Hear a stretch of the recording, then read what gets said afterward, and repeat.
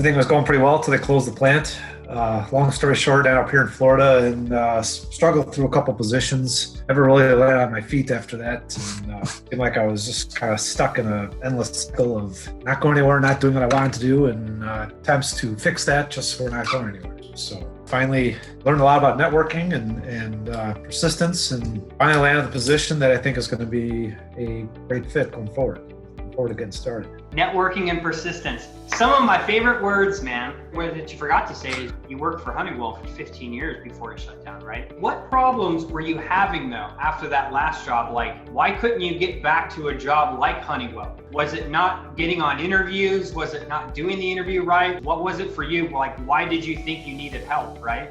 Well, it just was stuck in a rut. It wasn't generating the quantity of interviews or not finding a lot of positions to apply to. When I was in Chicago, I had to turn stuff down. I was getting interviews and a number of offers after that plant closing announcement. And I was down here in Florida. I just was not finding the right things. I think at one point I came down without a job. So I took something that it wasn't a great fit, but I gave it a try. When that didn't work out, I had to take the next thing that came along just to get working again. They just didn't happen to be the right things for me. Because after that 15 years, I don't remember the exact story, but you took a job, you worked there for like a year, it wasn't a good fit. Then I think you worked a contract job or something. Then you worked another job for a year. So already you're pulling into, hey, I've only worked like in the past 3 years, I've had 3 jobs. Thinking it was going to affect you maybe with, potential hiring managers and decision makers, right? How did I help you? You talked about networking and persistence, but what did you learn working through the group, talking to other people, seeing what they were doing? Like, how did this specifically help you? Because it helps everyone a little differently. Yeah, I think in the past, I would get contact from a company and I would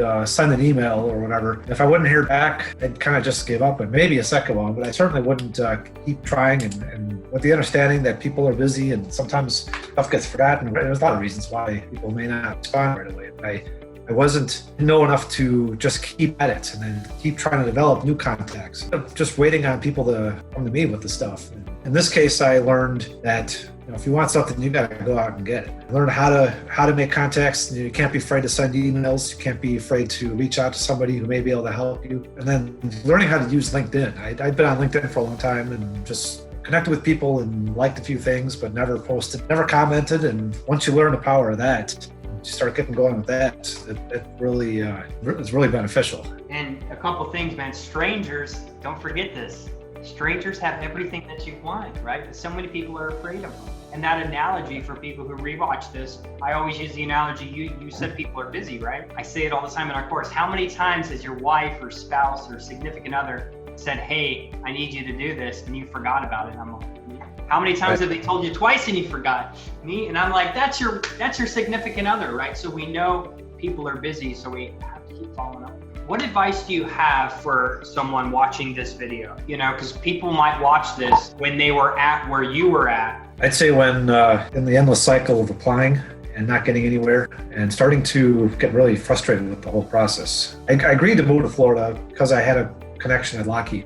I thought that would be a pretty cool place to work. And when that didn't work out, I kept applying there and kept applying and was getting the same thing where who knows if my resume ever even got through that screening process, but just kind of stuck in the same loop. There's got to be a better way. And when I'd heard about this hidden job market thing, I didn't know how to access that. Yeah, I just stick with the program. Don't give up, because that a lot of times I was getting frustrated with lack of responses, but just keep at it. Eventually something's going to happen. You definitely get a job that wasn't posted, and everyone wants to hear about results. So dude, that job that you wanted 4 years ago, Lockheed Martin, now you're there, man. Sometimes people get increases, sometimes they don't. In your case, I think it was almost 25,000 or something like that annually. So if you don't quit, you can't fail, right? Right. Thanks for sharing, man.